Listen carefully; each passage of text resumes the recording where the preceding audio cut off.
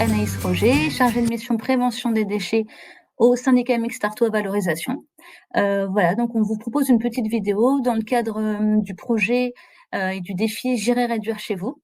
Donc c'est Olivier, mon collègue, qui est en charge de la médiation du tri, qui va vous faire quelques petites explications. Donc la première partie sera sur le SMAV, les différents sites et ses compétences.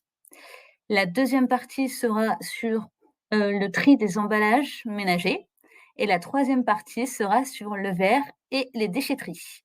Voilà, en tout cas, on compte sur vous et je vous dis à très bientôt dans le cadre du défi ou dans les ateliers. Alors bonjour, donc Olivier Lefebvre, donc médiateur de tri et coordinateur pour donc la médiation du tri pour le SMAV. On va passer maintenant au tri des déchets. Donc nous avons les emballages ménagers recyclables qui sont collectés dans des bacs à couvercle jaune ou dans des containers enterrés à façade jaune. Vous avez, on parle d'emballages ménagers recyclables qui sont tous les emballages qui ont contenu ou conditionné donc des produits alimentaires, solides ou liquides, des produits d'hygiène corporelle ou des produits d'entretien de la maison. La notion d'emballage est très importante. Si ce n'est pas un emballage, on ne peut pas le mettre dans ce bac et il ne sera pas valorisé. Il y a 2 règles à bien respecter. Il faut que vos déchets soient placés en vrac et bien vidés. Petit rappel, il n'est pas nécessaire de les laver ou de les rincer. Les industriels s'en chargeront pour vous. Dans ces bacs à couvercle jaune, nous pourrons collecter donc les papiers, les emballages carton, les briques alimentaires, les emballages métalliques, les emballages plastiques, et il y aura une petite évolution pour faciliter le tri en 2023 sur les autres emballages plastiques. Nous allons d'abord commencer avec le papier. Donc le papier, nous avons les journaux et magazines que nous retrouvons ici, les prospectus et autres documents publicitaires. Nous avons également tout ce qui est courrier, lettres et autres papiers. Nous retrouvons ici les cahiers et les livres, mais aussi, également les catalogues et les annuaires, mais aussi les sachets craft.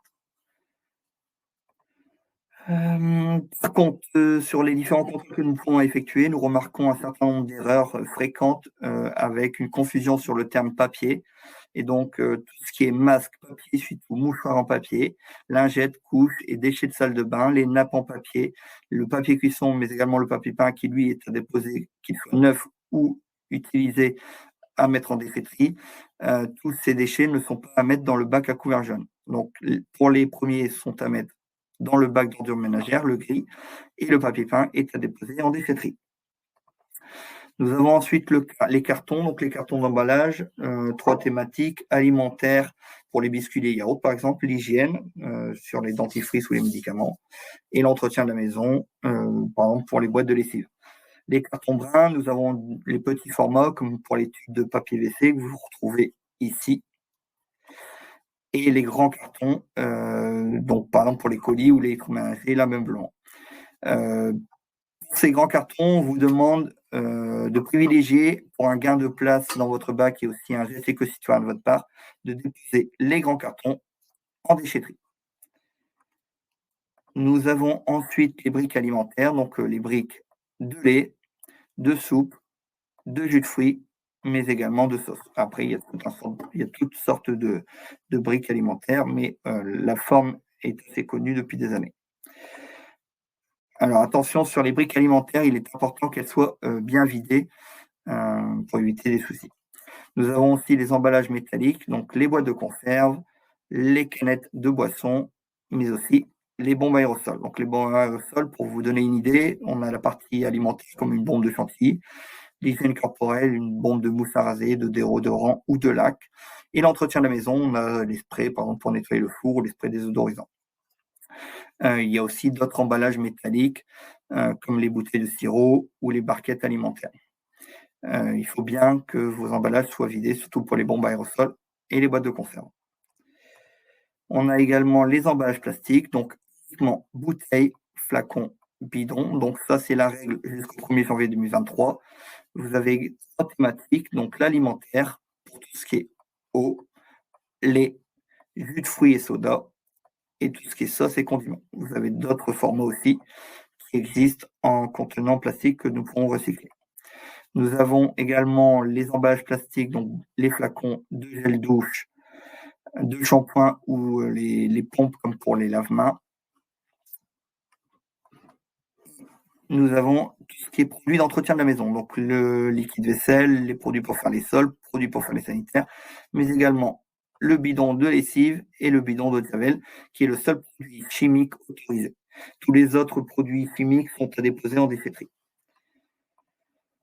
Sur les emballages plastiques, on a beaucoup d'erreurs qu'on peut constater.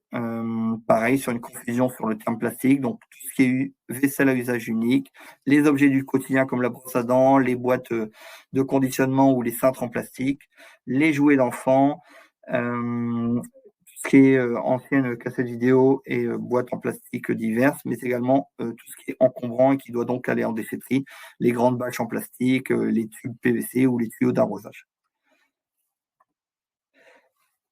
D'autres erreurs sont régulièrement constatées. Nous avons souvent des restes alimentaires, des déchets qui sont mis en sac et regroupés. Donc le rappel, c'est que dans les bacs à couvercle jaune, les déchets doivent être mis en vrac. On a également des déchets chimiques qu'on peut parfois retrouver, et là, il faut le déposer en déchetterie. Tout ce qui est déchets électriques, y compris les piles, à déposer en déchetterie et ou en magasin. Vous avez le déchet vert qui n'a pas sa place dans le bac à couvercle jaune. Parfois, on retrouve, et surtout récemment, des autres pistes qui sont en plastique. Les habitants pensent qu'ils sont recyclables et ils peuvent le mettre dans le bac à couvercle jaune. Et d'autres objets à usage unique non recyclables, comme les vaisselles ou les gobelets. En 2023, au 1er janvier 2023, il y aura une évolution pour faciliter le geste de tri et le geste de tri des habitants. Donc, on pourra mettre les films les emballages plastiques, les suremballages plastiques des packs d'eau, les pots de crème fraîche, les pots de yaourt et toutes sortes, les barquettes alimentaires en polystyrène et toutes sortes d'emballages en plastique. Vous accompagner dans vos gestes de tri et vous donner un maximum d'informations. Bon, déjà, dans un premier temps, vous pouvez appeler le SMAV au numéro vert 0800 62 10 62. Consultez notre site internet.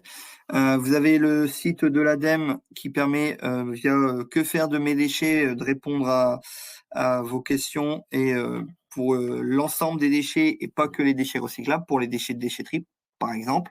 Et ici, pour nos déchets recyclables sur lesquels nous sommes en train que nous avons regardé ensemble, vous pouvez aller sur le site de Citeo, trier ces données, c'est le guide de tri.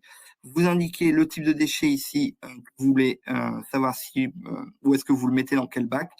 Et en indiquant ici votre commune, cela vous confirme si un emballage est à jeter en ordure ménagère ou dans le bac des emballages recyclables. Le fait d'indiquer votre commune est important, donc tous les habitants du territoire du SMAV ont les mêmes consignes de tri, mais si par exemple vous vous déplacez de quelques kilomètres et vous allez sur Lens, il se peut que la réponse soit différente, puisque Lens est sur d'autres modèles de consignes de tri que nous.